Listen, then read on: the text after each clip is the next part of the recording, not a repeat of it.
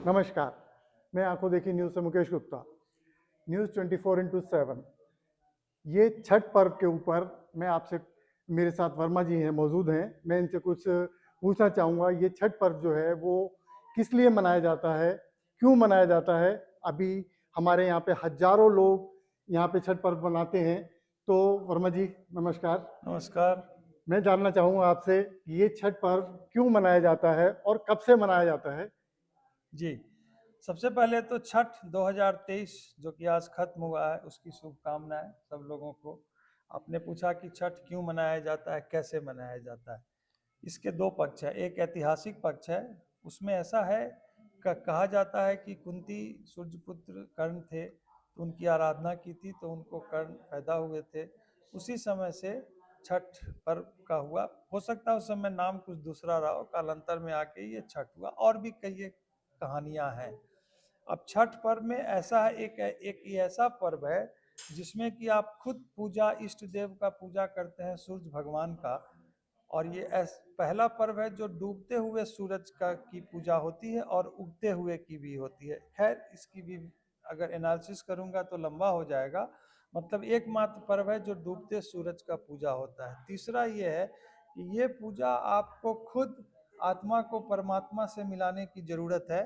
बीच में कोई पूजा कराने वाले पंडित या पुजारी का कोई योगदान नहीं है।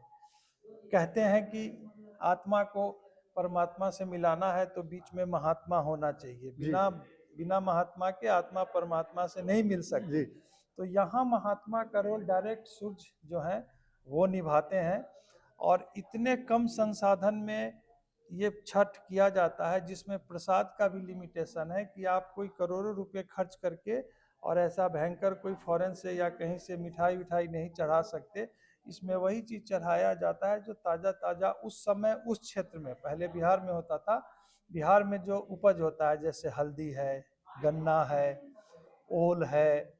और जो इसमें मिठाई के नाम पे जो जी बनता है वो गुड़ का बनता है, और वो साधारण आटे से बनता है। तो मतलब इट इज, ये रिच है विद इन ऑल पर्सन, चाहे करोड़पति हो कि गरीब हो, वही चीज चढ़ाएगा और वही चीज से पूजा करेगा। नदी में जाके पूजा करेगा और सूर्य भगवान का पूजा करेगा।